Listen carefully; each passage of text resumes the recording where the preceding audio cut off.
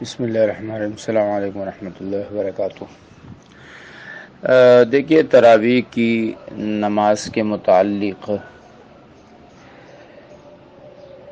پہلی بات تو یہ ہے کہ آپ علیہ الصلاۃ والسلام نے تراویح کی نماز رمضان میں پڑھی ہے. یہ بات تو صحیح احادیث سے ثابت ہے.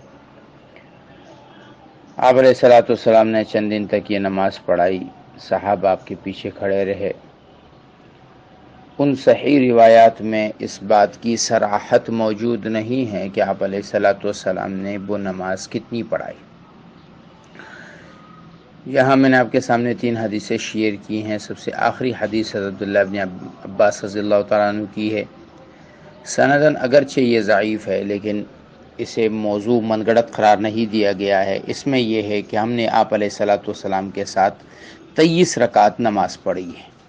23 رکعتاً 23 رکعت نماز پڑھی ہے. پھر دوسری روایت وہ یہ ہے کہ صحابہ اس بات کو نقل کرتے ہیں کہ حضرت عمر رضی اللہ تعالیٰ عنہ کے زمانے میں انہوں نے ابی بن کعب رضی اللہ تعالیٰ عنہ کو جو حکم دیا تھا وہ اس بات کا دیا تھا کہ وہ لوگوں کو تراویح کی نماز 23 رکعت پڑھائے. اور یہ روایت بھی ثابت ہے، صحیح ہے.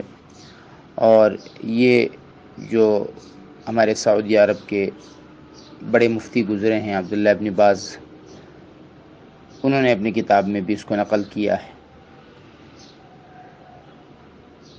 اور تیسری روایت بھی صحابہ کی اس بات کے متعلق ہے کہ عمر رضی اللہ عنہ کے زمانے میں تراویح پڑھائی جاتی رہی ہے.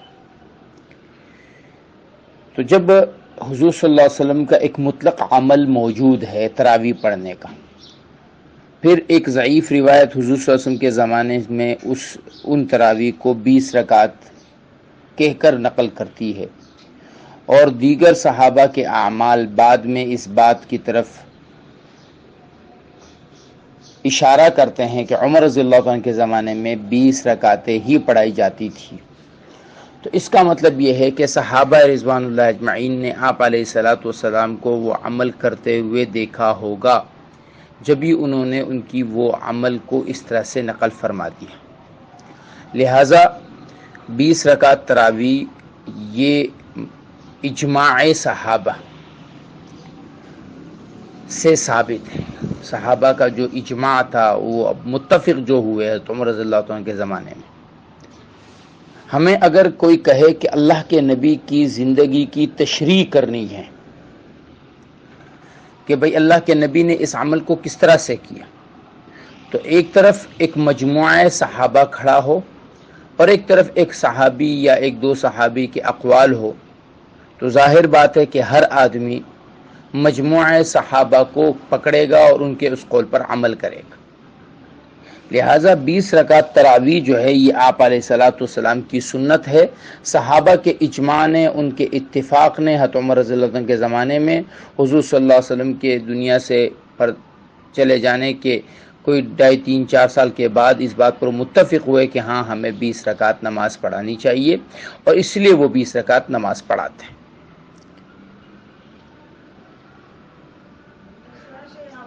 لہٰذا ہمیں اسی بات کو لینا چاہیے، اسی پر عمل کرنا چاہیے، اور اسی کو سنت سمجھ کر اگر کوئی آدمی عمل کرتا ہے تو نہ صرف یہ کہ وہ گناہگاری سے بچے گا، بلکہ انشاءاللہ عند اللہ اس کو اس پر سنت کا اجر ضرور ملے گا. کیونکہ جو حضرت عائشہ رضی اللہ تعالیٰ عنہ کا قول ہے وہ بھی کوئی وضاحتاً صراحتاً تراویح کے متعلق نہیں ہے. اس میں بھی آپ نے مطلب نکالنا ہے کہ عائشہ کا قول کا مطلب یہ ہے کہ حضور صلی اللہ علیہ وسلم عام زندگی میں بھی اور رمضان میں بھی 11 رکعتوں سے زیادہ نہیں پڑھتے تھے. تو آپ کو ایک مطلب نکالنا پڑ رہا ہے. دوسرے لوگ اس سے یہ مطلب نکال رہے ہیں کہ جی آپ کی تہجد کی نماز عمومی زندگی میں 11 رکعت تھی، وہ رمضان میں بھی یہ ہوتی تھی اور رمضان کے علاوہ بھی یہ ہوتی تھی. تو اگر مطلب نکالنا ہے تو پھر جو مجموعہ صحابہ ہے ان کے قول پر عمل کرنا بنسبت کسی ایک یا دو صحابی کے قول پر عمل کرنے سے زیادہ بہتر ہے۔ ہاں، تراویح 20 رکعت پڑھنا یہ سنت ہے، کوئی جماعت کے بغیر پڑھے، جماعت سے پڑھنا افضل ہے، نہیں پڑھتا تو بھی کوئی گنہگاری نہیں ہے، قرآن کا ختم نہیں کرتا تو بھی گنہگاری نہیں ہے، کیونکہ اس کو سنت مؤکدہ نہیں کہا جا سکتا۔